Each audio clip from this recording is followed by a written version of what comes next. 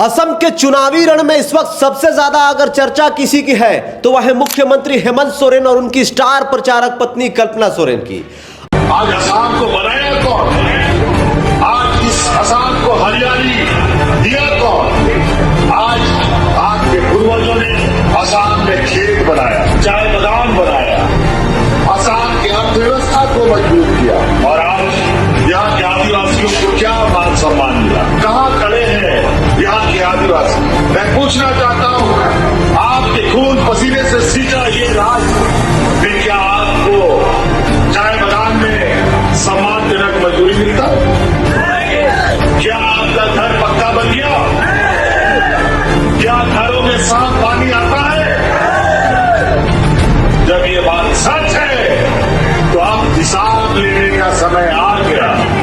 असम की धरती पर उतरते ही इस जोड़ी ने न केवल मजबात विधानसभा की फिजाओं में झारखंडी जोहार की गूंज भर दी, बल्कि सीधे तौर पर मुख्यमंत्री हिमंता बिस्वा शर्मा के किले में सेंध लगाने की कोशिश शुरू कर दी है। लेकिन यहाँ कई सवाल हैं। क्या झारखंड मूल के वो लाखों आदिवासी जो पीढ़ियों से असम के चाय बागानों में पसीना बहा रहे हैं, उन्हें उनका असली हक और पहचान हेमंत सोरेन और कल्पना सोरेन दिला पाएंगे?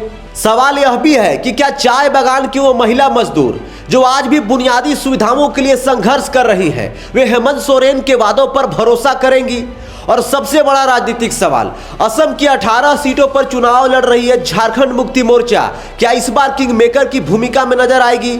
आज का हमारा विश्लेषण इसी सोरेन फैक्टर और असम के चाय बागानों में मचे सियासी घमासान पर है। क्योंकि चाय बागान में काम करने वाली आदिवासी महिलाओं से पीएम मोदी ने भी आज डिब्रूगढ़ में मुलाकात की है, तो भैया मुकाबला दिलचस्प होता हुआ दिखाई दे रहा है।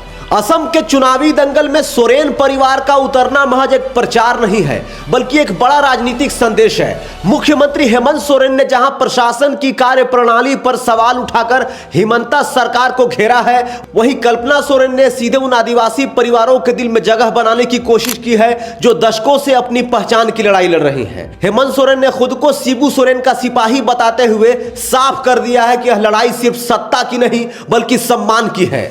देखिए भैया, असम विधानसभा चुनाव में जो टी ट्राइब्स हैं, जो चाय बागान में काम करने वाले मजदूर हैं, जो झारखंडी मूल के हैं, उनके लिए जो सबसे बड़ा सवाल है हक और पहचान की बात। असम में करीब 10 लाख से ज़्यादा चाय बागान मजदूर हैं, जिनमें से बड़ी आबादी झारखंड से गए उरांव, मुंडा और संथाल आदिवासियों की है। असम में इन्हें टी ट्राइब कहा जाता है, लेकिन इन्हें अभी तक एसटी मतलब अनुसूचित जनजाति का दर्जा नहीं मिला है, जबकि झारखंड में ये समुदाय एसटी है। राज्य के मुख्यमंत्री हेमंत सोरेन और कल्पना सोरेन भी जो है संथाल समुदाय से आते हैं। हेमंत सोरेन इसी दुखती रग पर हाथ रखे हैं। उनका तर्क है कि अगर झारखंड में हम आदिवासियों का उनका हक दे सकते हैं तो असम में क्यों नहीं दिला सकते हैं। कल्पना सोरेन का मंच पर उतरना इसी पहचान की लड़ाई को भावनात्मक रूप दे रहा है, जो सीधे तौर पर मजदूरों को अपनी जड़ों से जोड़ रहा है। कल्पना सोरेन असम के डिब्रूगढ़ एयरपोर्ट पर उतरते ही दूसरे दिन मतलब मंगलवार को जो है वो चाय बागान में मजदूरों से मिलने गई, आदिवासियों से मिलकर बातचीत की। उन्होंने चाय बागान में जो है पत्ते तोड़े और उनकी समस्याओं को जो है जानने का प्रयास की। असम में जो चाय बागान में मजदूर काम करते हैं, उनके लिए सबसे बड़ा जो चैलेंज है वो है भरोसे का। आखिर टी ट्राइब्स के लोग किस पे भरोसा करें? देश के प्रधानमंत्री पर, हिमंता बिस्वा शर्मा पर, राहुल गांधी पर, या खुद संथाल समुदाय से आने वाले झारखंड के लाल हेमंत सोरेन पर? तो आज प्रधानमंत्री मोदी ने डिब्रूगढ़ के बागानों में मजदूरों के साथ सेल्फी लेकर यह जताया कि चाय असम की आत्मा है। लेकिन हकीकत यह है कि यहाँ का मजदूर आज भी न्यूनतम मजदूरी और बुनियादी स्वास्थ्य सुविधाओं के लिए तरस रहा है।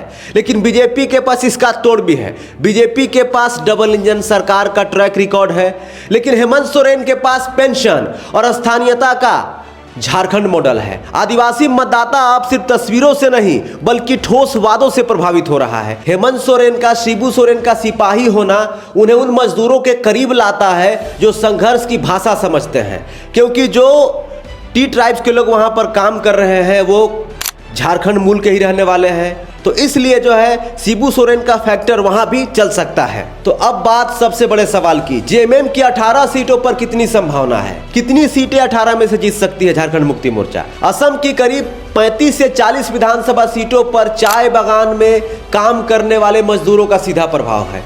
जेएमएम ने जिन 18 सीटों को चुना है वे पूरी तरह आदिवासी बहुल इलाका है। यदि जेएमएम इन सीटों पर 15 से 20% वोट भी काटती है तो वह बीजेपी और कांग्रेस दोनों का खेल बिगाड़ सकती है। राजनीतिक जानकारों का मानना है कि जेएमएम यहां 3 से 5 सीट जीतकर किंग मेकर की भूमिका में आ सकती है, क्योंकि मुकाबला बेहद कड़ा और जीत का अंतर बहुत कम रहने वाला है। हेमंत सोरेन और कल्पना सोरेन लगातार असम में सभाएं कर रहे हैं। हेमंत सोरेन ने प्रशासन पर देरी का आरोप लगाकर पहले ही विक्टिम कार्ड खेल दिया है। उनका कहना है कि विपक्षी होने के नाते उन्हें रोका जा रहा है। यह रणनीति मतदाताओं के बीच सहानुभूति पैदा करने के लिए काफी कारगर साबित हो सकती है, खास करके टी ट्राइब्स के लोगों में। साफ है कि हेमंत सोरेन और कल्पना सोरेन असम में सिर्फ चुनाव नहीं लड़ रहे हैं, बल्कि एक नया पॉलिटिकल ब्लॉक तैयार कर रहे हैं। असम की सत्ता का रास्ता इन्हीं हरे भरे चाय बागानों से होकर गुजरता है।